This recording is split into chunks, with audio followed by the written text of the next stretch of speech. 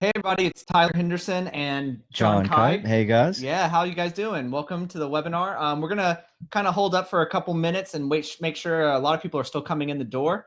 So I want to give everyone a chance to do that. We're super excited about today's webinar. Yeah, everyone say hi in the comments. Look, happy to see you Mike all. Hogan. Woo. Yeah. So for those of you who don't know, my name's Tyler. I'm in this doing a lot of these a lot. I kind of work in the community with partners and affiliates, all of those kind of things. Go to trade shows, meet a bunch of you super nice people. And this is John, and John's Hey our guys. head of customer success. And so some of you are probably a little too familiar with him, but hopefully not all of you. Maybe. But Yeah. he runs the customer success team. And so for today's topic of advertising mistakes, it's super awesome to have him here with me. Yeah, we're hoping to share some good information with you guys and excited to attend and be here. Thanks, Yeah, Tyler. so we're super excited about it. We're gonna give like 60 seconds. I want to make sure we can. We want to make sure that all of you can hear us just fine, and then we'll get going. So I'm gonna go ahead and get my screen shared as well.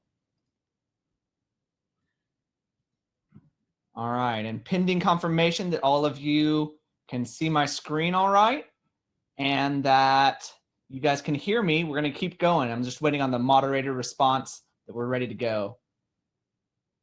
And shout out to our awesome moderators, Caroline and Lena. These guys have been killing it over the last couple of weeks for us. We're really excited to have them. Absolutely. Yeah, so once again, thank you everyone for coming. My name's Tyler Henderson, and this is John Kipe, our head of customer success. Today we're going to be talking to you about common advertising mistakes and how to avoid making them. And this is super important no matter what part of the year you're in, right? There's so much emphasis this time of year, it being October, saying, it's Q4, we want to optimize now. But in reality, you want to put the foundation down now and before now so that you can have success throughout the whole year, right? That's right. Your wins and your losses are only going to be more emphasized when you're busier at the time of year. Totally. And that's absolutely the foundation that you put down. And so, John, I think that a lot of this was driven by you and by Lena, who's kind of our head of a product marketing manager for Ignite, on common questions that people see. And so you say that like the things that we're covering today are going to be Absolutely. Yeah, it's a good mix. I would say like we're coming from a success point of view for sure. We're also, on the front end, including a lot of information from, Tyler, yourself, Jeff, and on just the ecosystem and the changes that are happening, trying to get everyone prepared just for, the shift that's occurred, but also want to include some of those insights that we just see on a day-to-day basis, common questions that come in that we're often answering, and also just want to emphasize today the importance factor, because like Tyler mentioned, getting the foundation right now in preparation for those heavy, months that you're about to have is critical, especially from an advertising perspective. So we're trying to share with you some of those pitfalls that we see and try to point out areas where you can immediately improve on and avoid those mistakes before they happen. Definitely. So just a quick what to expect from today's webinar. Common advertising mistakes, how to avoid them going forward, what to do about them, how to think about your business in relationship to those. Best practices and healthy ad habits, optimization using Ignite, and then a Q&A. And so, I want to go ahead and say this up top.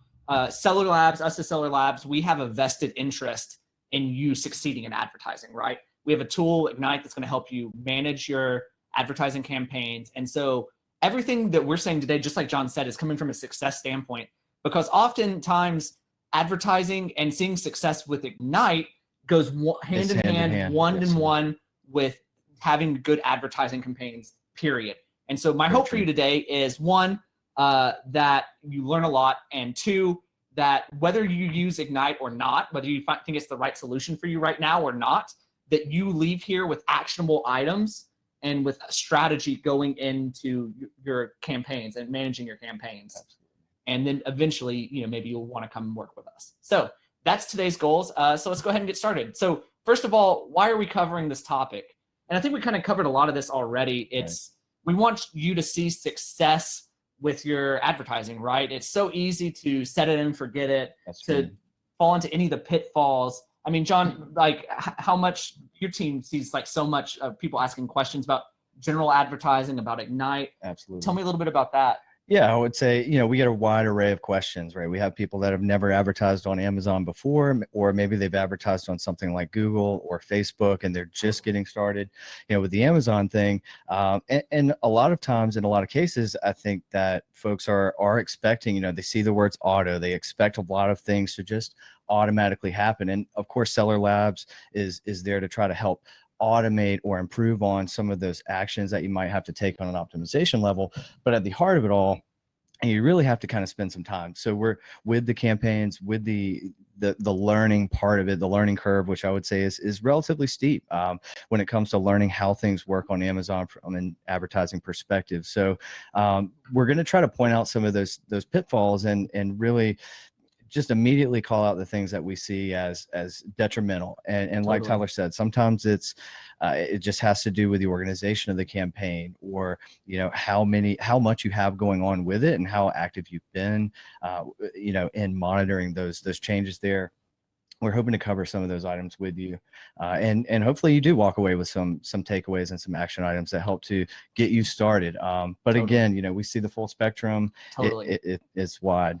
Yeah, I mean, and it's a super confusing, and once you've learned to read your numbers, sometimes you kind of end up like this Arrested Development gif, where you realize that you've made a huge mistake and that your ACOS, that all your profitability has gone out the window because maybe you structured your campaign wrong, so you've made one of these mistakes that we're talking about today. So that's a great summarization there. So let's get into the first pitfall. Mistake, not understanding what your ACOS should be. So as this GIF explains, sometimes you just need to tell it what you want it to be and understand what you want it to be, and before you can work towards that. So what should my ACOS be? That's something that people ask me all the time when I'm at shows, when I'm doing webinars, and I know that this wasn't originally our first pitfall, but I decided that kind of pivoted in the last minute, Totally. 9th hour, saying, you know what, people are going to be asking this from minute 1. Let's go ahead and knock it out at the top. Let's go ahead and answer this question up top. How many times a week would you say your team gets asked that question? Probably 20, 30 times a week. I mean, it goes up and down, right? But it's definitely a consistent question that we get asked. How do I judge ACOS? Where do you think an ideal target is going to be? And in the next few slides, I think you're going to see it's tactical decision on your part that you have to look at, and then you can make an assessment. Totally. And my answer is always, it depends when people ask me that, right? It's such a, just because you have the lowest ACOS does not mean it's the best, right? There's a lot of different things that you can kind of get into. We're going to get into that a little bit. So the thing I like to emphasize when talking about what your ACOS should be is determining what your business goal is, right? Your business goal you need to say, okay, well, am I being aggressive? Am I trying to blitz the market? Am I making sure that my product's trying to show up for anything remotely related to it? Am I being aggressive, or am I being defensive? And that depends for the product, that depends for the keyword, that depends for everything, like all these different things, right? Your campaign, what time of year it is, right, how expensive your keywords are. And so if you're expecting to not to just kind of show up for the ones that matter, be defensive, and I'll talk about what that means in just a second, then you can expect a little bit lower of an ACOS. But if you're being aggressive and you're trying to show up for competitor keywords and you're trying to blitz the market, you're going to have to be okay with a little bit higher of an ACOS. So let's kind of talk about offensive versus defensive advertising for a minute. So offensive tactical advertising is being willing to spend as much as needed to gain top placement on a competitor, brand, or primary keyword. So this is saying I'm okay with my ACOS being whatever. I know that there's going to be a halo effect. I'm willing to like blitz the market. I want to pay to be the top spot for all these keywords. I want to show up first in every. I always joke that you can be the top for any keyword you want. You can be the top placement for any keyword you want on Amazon right now. You just have to be willing to pay for it. This is true. Right? Yeah. How bad do you want the data? How bad do you want to be on top, and how long? Exactly. So that's the first thing is you can be super aggressive, but you don't have to be okay with, a higher ACOS, lower return on investment, all of those things. And then secondly, there's defensive tactical advertising. So this is trying to maintain placement for the brand on primary keywords, but not necessarily looking for top placements. So this is saying, okay, I'm bidding in the middle of my suggested ad, my suggested spend. I'm saying, okay, I'm okay with ranking number 2. I still want to show up, but I don't want to spend as much. I'm okay with a lower A cost, right? I'm trying to keep it within a certain budget or and you probably at percentage that point know a lot more about how you need to be running that campaign. It's probably not a brand new campaign. Absolutely. Yeah. So, and you know, and you can start defensive, but again, this isn't just at a campaign level, but even at a keyword level or an ad group level where you're saying like, okay, well, my brand keywords are always going to be cheaper. I'm okay with being a little more defensive about them. But I want to be pretty aggressive on the words I know my competitors are going to be bidding on and like all of those things. So that's super important. And all of that goes into determining what your A cost should be. So ultimately people try to do the math of, well, my A cost should always be less than or equal to my profit margin, right?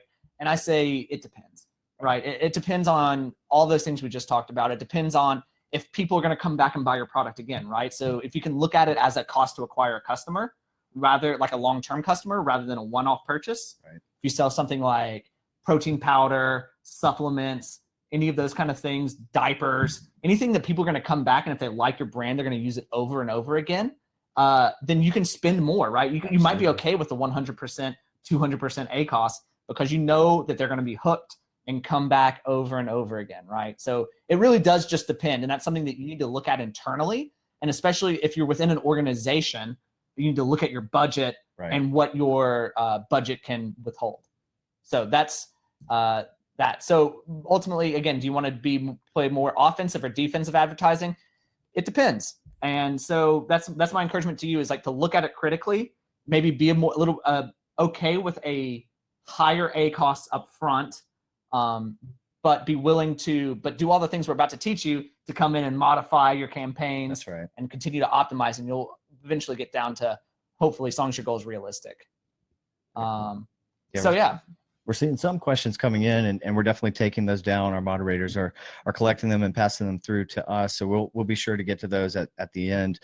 Some good looking questions so far. So keep them coming. Definitely keep sending them. So that takes us to our second mistake. Yes, not, you know, and it might tie into some of those questions that you guys have. And if you haven't checked out the last webinar we did, some of those might be answered there.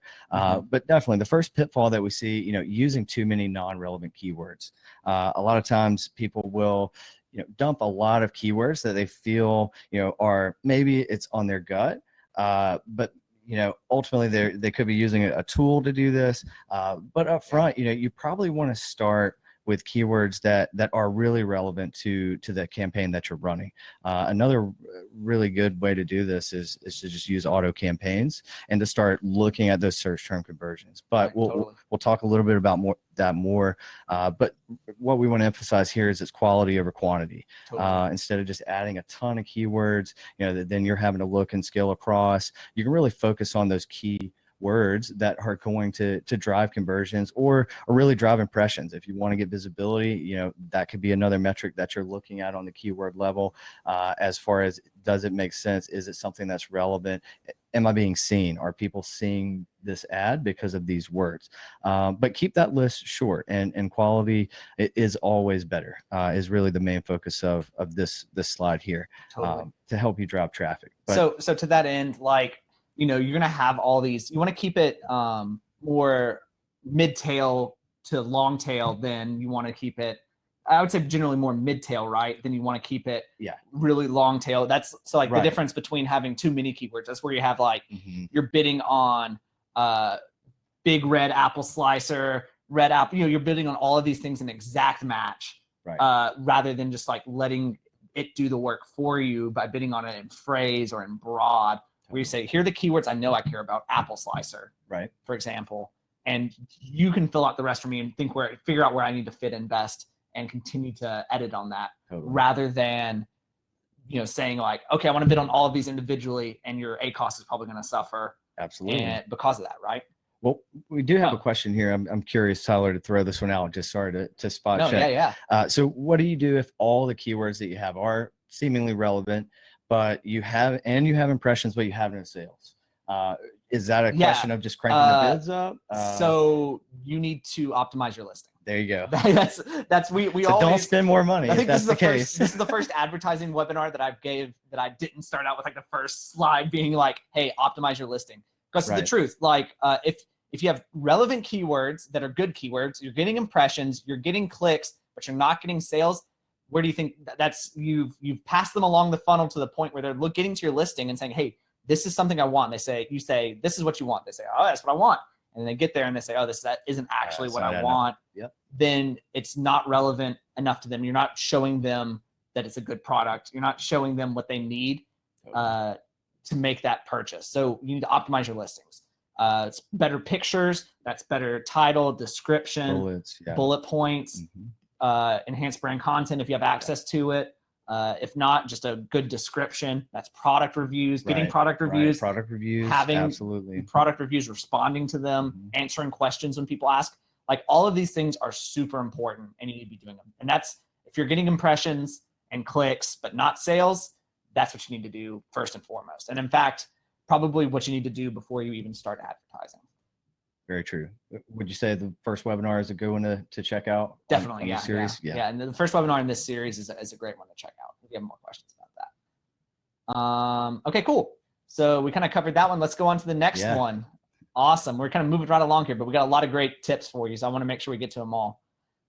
So the next mistake is splitting impressions with overlapping keywords. We talked about having too many keywords, right? Having too many exact keywords.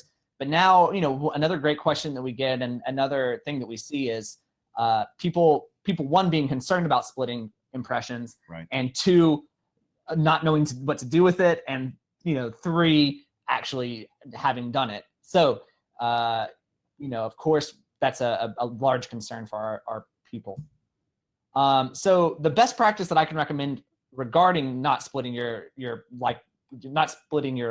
impressions is to group like products together. So I've kind of got a little exercise for us to go through here with that. And so, I want to see in the comments what you guys think about this. But before we get to that, I want to kind of explain the concept of primary versus modifier keywords.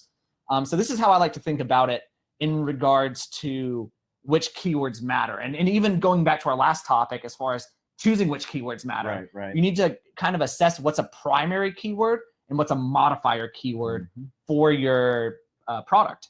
So that essentially becomes like a primary keyword would be your brand name. It'd be what it actually is, right? Like slicer. Like apple slicer would be your primary keyword there, right? And how detailed you want to make your primary keyword depends on how competitive the market is, even, I would say, right? That depends on your budget and how competitive the market is. So you want to choose like apple slicer would be our primary keyword, right? And then if we wanted to bid on red apple slicer, red would be the modifier keyword that we're choosing onto it, right? So you want to group products when you're building ad campaigns and ad groups. We're going to group them by primary keywords, not by modifier keywords. So here's kind of the exercise that I kind of want to go through. And so here's two different campaigns, two different ad groups. And I don't know if John's even seen the slide, but John, which one of these do you think is the better ad group? We've got ad group campaign one with ad group one, or campaign 2 with ad group 2. Gonna have to go with number 1. Yeah, that's it exactly, right? So we've got a black Adidas shirt and a blue Adidas shirt, and then we've got a blue Adidas shirt and blue Adidas shoes, right? The key difference here is the primary keyword is more relevant on these two, right?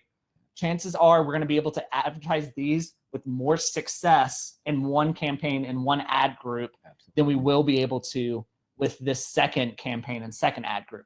And that's simply because you can have a phrase campaign or a broad campaign on Adidas shirt or what have you, whereas, and there's always going to be a shirt. The color may vary, those things might be different, but if you run a campaign with a blue Adidas shoe and a blue Adidas shirt, you're probably going to get keywords that aren't relevant for one of those campaigns. And I'm sure that you guys in customer success see that a lot as well. We do. I mean, in talking with Edward, I know there are some circumstances where maybe, you want to have a single campaign that has a lot of products in it, but majority of the time that's not necessarily the case. You want to try to group like products with each other through a campaign.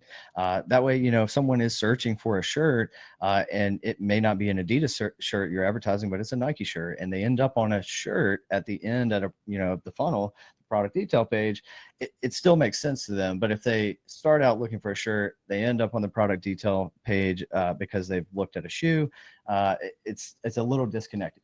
Totally, yeah. And even if it is related, the point is like that's clicks that you're paying for that you're not the person's not going to be happy with the result. They're not going to purchase because it's not ultimately what they were searching for.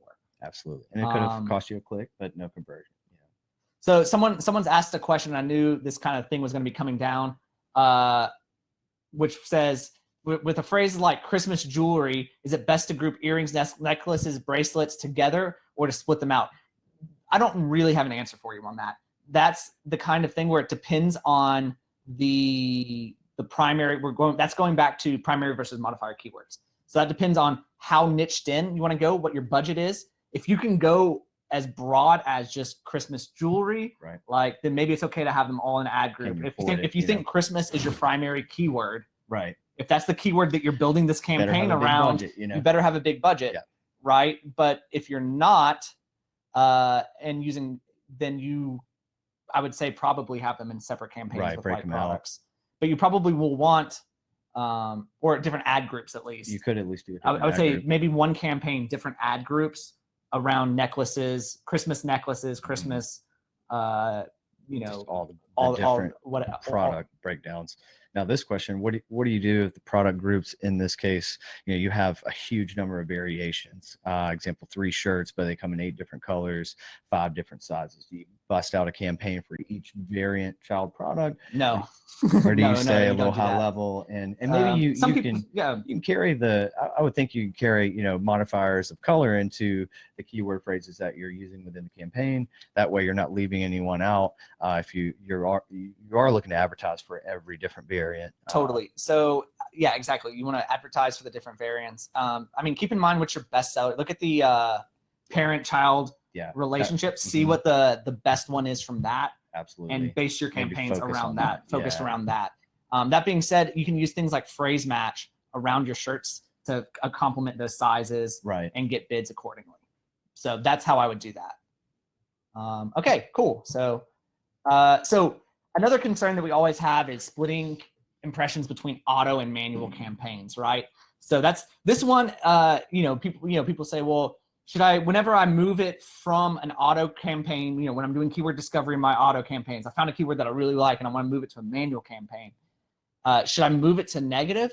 And I think that's a really valid question and a great question that I've kind of over time have changed my mind on.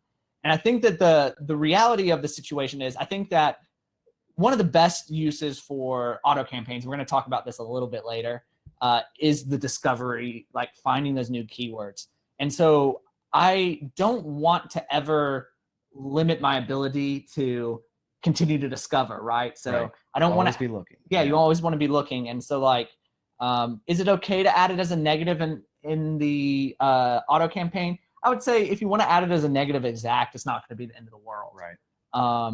But what I prefer to do is to just scale bids to control impressions, right? So ultimately it's kind of unavoidable unless you add it as an exact negative every single time. But what I'd rather do is, if I know something's a success and I'm moving it to a manual campaign, I'd much rather just bid more to not compete, so I'm winning the bid. It's not gonna even give me any impressions on or at least less impressions on my auto campaign by controlling my bids on my manual campaigns. So that's my preference when it comes to those. And that way you're knowing, it's the concept of, if I can put $1 in a machine, it's going to hand me $2 back.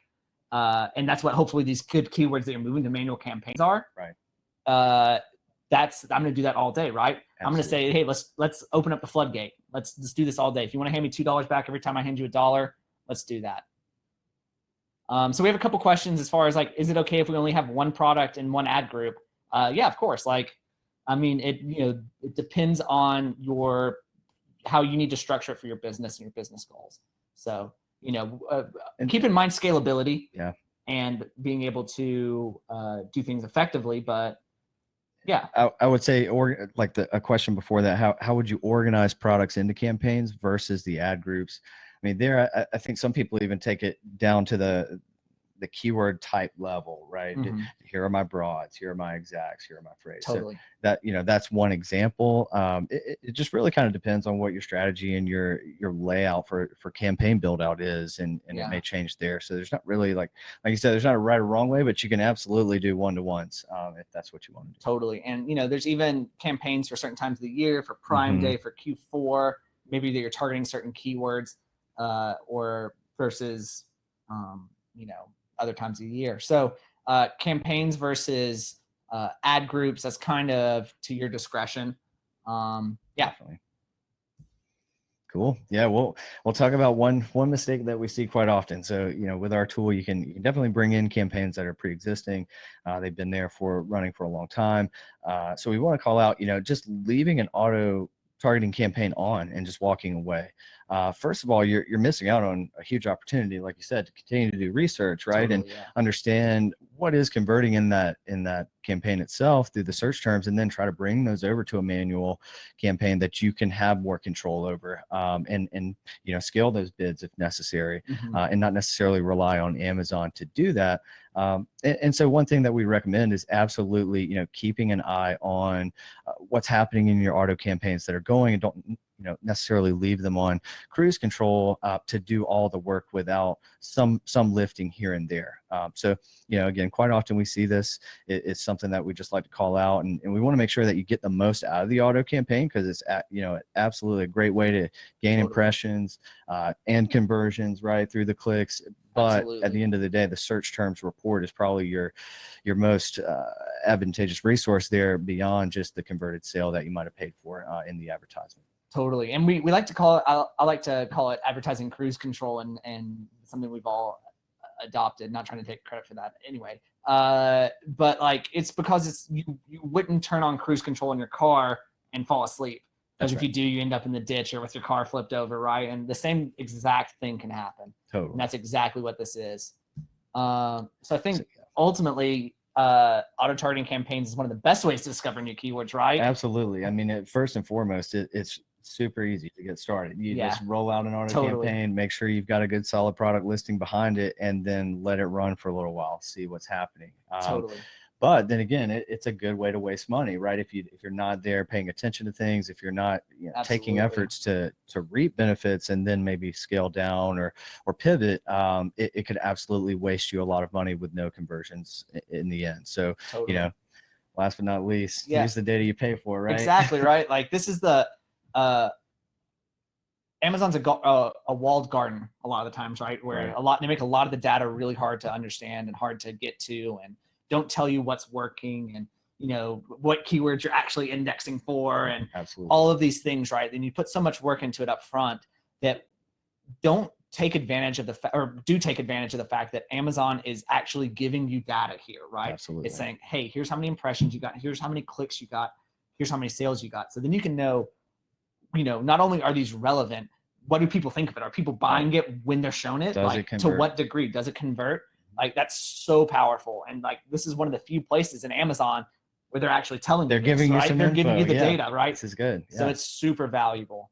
And then if you want to get even deeper into it, you guys can check out Scope, which is a product that we use. Helps you figure out what your competitors' ASINs are doing. And ASINs in your auto search term reports big too. Just look them up. Absolutely. See which keywords they're targeting. Exactly. Benefit from those. Scope for a broader view, of the marketplace, and just looking across Amazon at many different categories and ASINs, and looking at, what drives those searches to the products. Totally. So how and when should I add keywords to a negative campaign? And we kind of talked about this a little bit earlier, which is definitely something that's a little confusing. And I think there's kind of different thoughts about it. And so ultimately, like, when should you add things to a negative keyword to an auto campaign? When you're seeing that it's not converting well, that's a great time. When you've got a certain number of clicks that are you found appropriate, that you say, hey, this isn't working. Right. I've spent 20, I've spent 30, I've spent however much on it, and I've got 10, 20, 30 clicks. and No sales. and no sales, like that's when you need to say, okay, well, let's add this as either an exact, or if you want to take one of the words, if you know a word's never going to convert, right? Like that's when you could add that as a phrase. Like, for example, if we're selling an apple slicer and we know it won't slice mangoes, but we keep showing up for mango slicer for whatever reason in auto, like mango first slicer. we need to negative phrase mango, just to make sure we don't show up for any of the mango stuff. Just get it out of there. And that's something Ignite is constantly analyzing in the background, right? Totally, and looking for those types of things to point them out and call them out so that you can take action to do exactly what you mentioned, Tyler, is make them negative, get them out of those auto campaigns. Totally. And so someone asks, should I use my brand name as a negative keyword? And my answer would be no, do not do that. You know, especially when you're in manual campaigns, don't do that. But in auto campaigns, it's super valuable. Like all the data, the way auto campaigns work. Let's take a step back even more, like to a little bit more basic. How do auto campaigns work? Essentially, it's Amazon trying you out. You've given Amazon all this data, right, in your title, your bullet points, your description, your back-end search terms. You've told it all of these things about your product, what it is, who wants it, all of these things. And so you're saying to Amazon, hey, use that data that I gave you to serve me, and the data that you have based on what people are searching, to serve me to the most relevant, best people who are searching this. And then that's kind of how it works. That's it. Like that's it, exactly. So if it's not in your description and you're not ranking for it or anything like that, like that's how it's pulling this. So if you're not ranking for them, I kind of lost my train of thought there. I apologize. Just rolling back to so that's how it works. So should you add? I'm not a fan of adding anything as a negative at first when you're first starting a brand new campaign. So don't add your brand as a negative. I would say don't add anything as a negative up front if you're coming into it with no data, because Amazon's going to give you the benefit of the doubt. Right. And if it, that's absolutely right. They're going to put you out there, and if it converts, then that's a good check for them. And if it's not, they're going to stop putting you out there in those placements and totally just fall off that. So, it does get, like you said, it gives you the benefit of the doubt. Let it run for a while and wide open until you know absolutely what you might need to start negating. Totally. And if you're running a campaign, if you're going into it, your brand keywords, all of those things, you don't have to add them as a negative up front, because hopefully you'll be bidding more than what you're bidding on your auto campaigns up front, to control those impressions, like we talked about earlier. Absolutely. And in kind of in a similar light, would you use another brand name as an exact keyword or a broad keyword in one of your campaigns? Is that something that you would think is tactically sound? And I would say, if it makes sense, if you know that your product, resonates with that brand specifically, try it out. I mean, you'll never know until you try. And if your bids become insane and the conversions are not there, then don't. Yeah. So, I mean, what you have to keep in mind is with some brands, people are diehard. And for some brands, that's right. Some brands, if you're selling your own brand of shoe that, you're private labeling your brand as a small shoe brand, if someone types in Nike running shoes, or like the exact type of running shoe that they're looking for, chances are, even if you're the top result, you're not going to make. That's right. The sale. They're looking for that exact specific thing. Yeah. Other brands are a little more wishy-washy, or maybe that's why you're not being fully aggressive, but you're willing to bid to show up. If there is some consideration, if they're showing up later in the page, then maybe they would consider. If they're halfway down page 1, if they're on page 2, maybe you actually stand a shot, right? That's right. But if you're at number 1 overall, probably not. All right, let's move on to the next one. Cool. Yeah. So, I would like you to speak a little bit on this one, but over checking, over tinkering. A lot of times people do make a lot of changes, and they're constantly doing this, like day after day after day after day.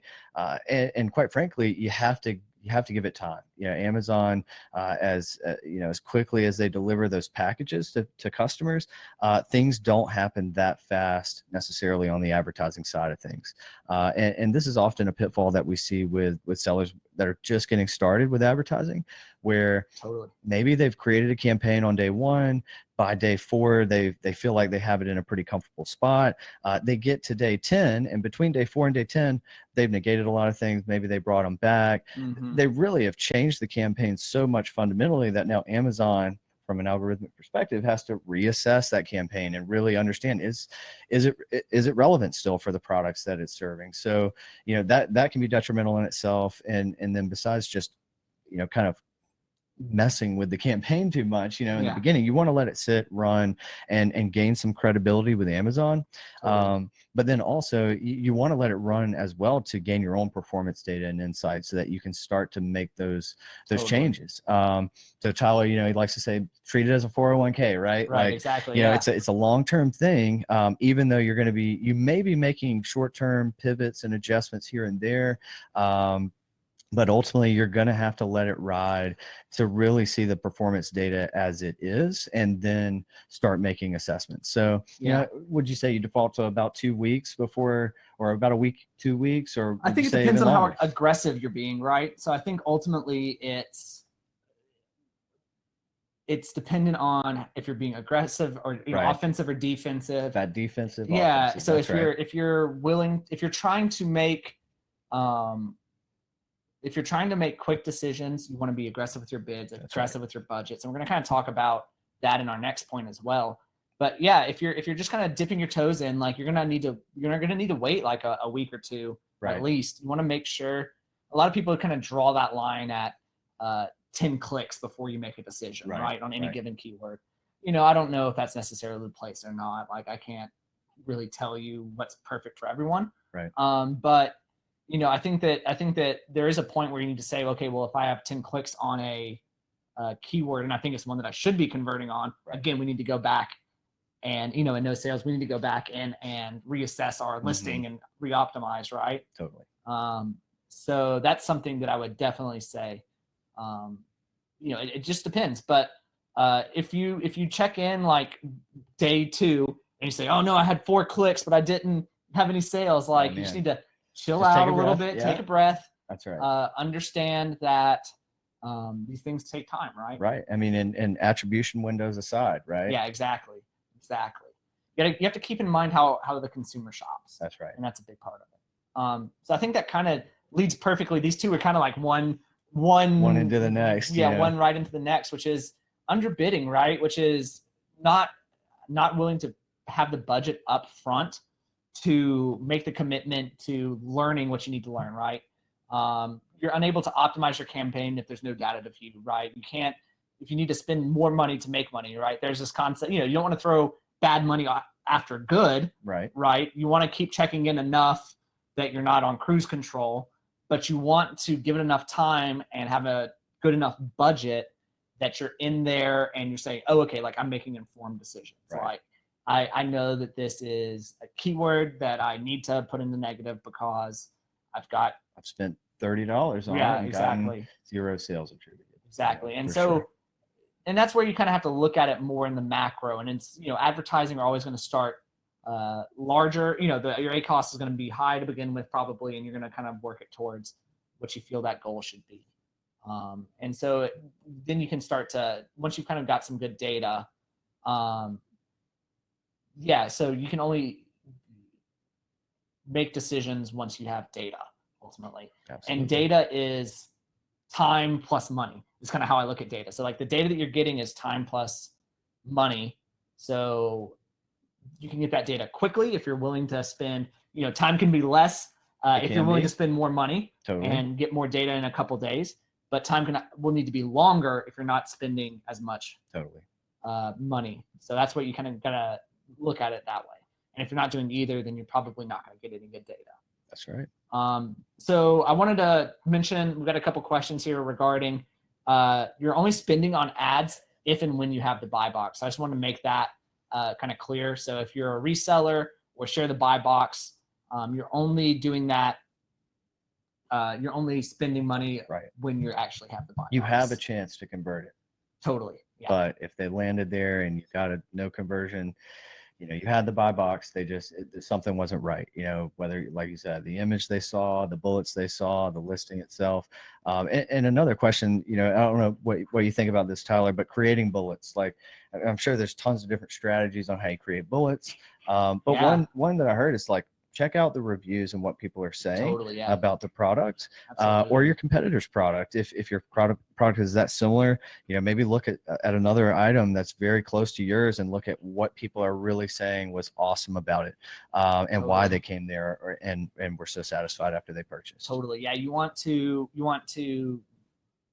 listen to what your customers want, Right. what they value about the products. Oftentimes that's maybe not what you think it is, right, as the seller, right? Which is funny. Yeah, but it happens. Like, but it feedback's totally always happens, good, right? Like, so it's important to listen to those and to listen to the questions that people have, because chances are, if one person asks it, there's 3 to 5 more people who want to know it, right? Like, and so if you can put those, answer your questions, like a basic sales like tactic is answer the questions before they have the question. Absolutely. Right? If you can debuff those questions beforehand, you have a higher percentage chance of a sale. So that's exactly what you want to do in your bullet points and all of that. So you don't want to create questions, you want to answer questions. So yeah, let's kind of get into how Ignite kind of helps you with some of these pitfalls that we were talking about. I think this is super cool. So now we're kind of getting to our tool Ignite, and it's a super cool tool. And all of the things that we have talked about up to this point, and all the questions that we're going to continue to answer from here on, are based out of this concept of, like, again, like us having a vested interest in you as a seller and helping you succeed. And so that's super, super valuable. And so we kept you in mind as the seller when we created this. So let's kind of get into some of the cool ways that we help you avoid some of these pitfalls. For sure. Yeah, absolutely. Suggestions, like we mentioned before, and spending with inside of an auto campaign, you've got maybe a term that's just running wild, no conversions, but it's getting a lot of impressions. It's costing you a lot of money, but maybe you've done that for like a month or a month and a half or two, and you just feel, well, now's the time. I've got enough data. I can see that this isn't working. Let's negate it. So instead of you having to just peel away all the layers and do all the reporting yourself, Ignite is scanning through and running its analysis for a target that you're going to have to set.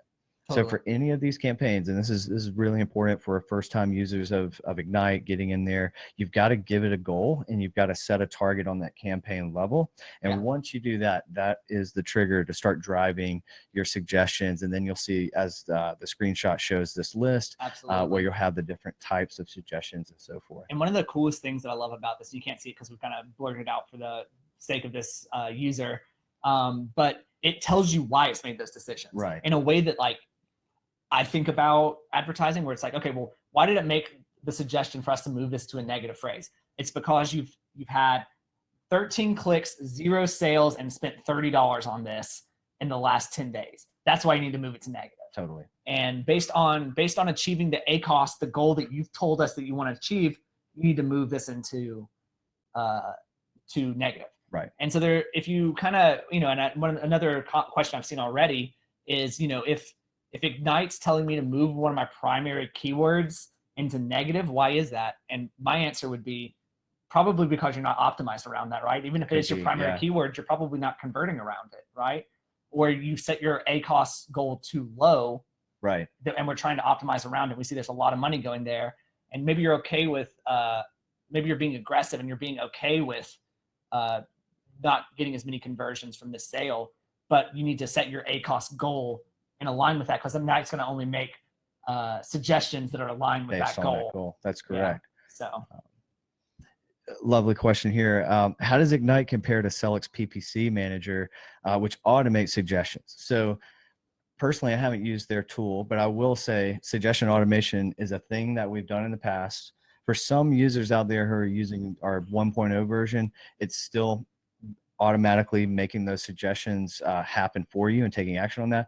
We're working very diligently to have that within the next month or two before we close out the end of this year, for sure. So it's high on the list for Ignite 2.0 right now. And it does kind of bring up a point, though, where and it tracks back to the autopilot thing. It can be a little dangerous to come in Totally. and go full auto. And this was something that even with 1.0 users, we had to address a lot of times, is to say, hey, you know, I see that you have your auto campaign thresholds, or I see you have your campaign thresholds for the suggestions kind of set in this range. And by that, you've been automatically absorbing in a lot of suggestions that you may probably would have wanted to take a deeper look at. It's like, if you see something that you recognize as, oh man, that's my brand name, or like, you know, why is it telling me to negate that? Totally. It may not be the best thing, but at any rate, you know, we absolutely understand that automation of this type of thing is critical. For me, you know, when I go into the tool and I look at the suggestions page, I'm really focusing in on the confidence rating and the importance rating, right? Totally. And I'm slotting that thing as tight as I can get it, you know, until I have, you know, a reasonable amount of suggestions to really manage it. And we've got bulk actions, so you can scan, like you were saying, Tyler, where it's blacked out. You can scan down that list and really understand what you've got there in a really important and a really confident zone, and then bulk action, take action on those things. So it can be done in pretty short order. Suggestion automation is absolutely coming to us very soon. So stay tuned. Let's move on to this next one. And that's taking advantage of notifications, right? Right. And so this is us just sending you an email, weekly email, a budget monitoring email saying like, hey, come in and check in your account now, right? This is maybe managing it in a more hands-off method, like we were kind of suggesting to you. So you can say, okay, kind of looking at the stats and see a little bit with more the email clearly. summary, you're getting summaries of the account performance. But with the budget monitoring, that's more like that alarm. Yeah. It's like, hey, you know, check this out because your budget is about expired or exhausted, based on what you've set. So I mean, you can tweak those account-wide budgets, or put the threshold on it. But ultimately, you know, it's a great thing to set up just to have in the back pocket in case things spike out of control. And then you can pop back in and take a look at what those things may be. Absolutely. Maybe it's sales, you know? Totally. That's the hope. Absolutely. So then dive into search terms easily. This is like one of my favorites, right? Yeah. This is where you're easily able to look at the search terms. You don't have to download all of these Excel spreadsheets. You're able to look at them easily and move them as you like, right? And you can do this for both for manual and auto targeting campaigns. You can see which ones people are searching for. And so search terms are what people are actually searching for, right? It's not the keywords that you're using. It's what's actually showing up, which I think is super useful. And you can also take actions and move them to different places, right? You can create a new keyword out of them, and this will help you make a keyword into a new campaign and, you know, raise your bid, lower your bid, depending on how it is, which I think is super valuable. And so we got questions. So if you have questions, start typing those in now. We're going to take some questions now.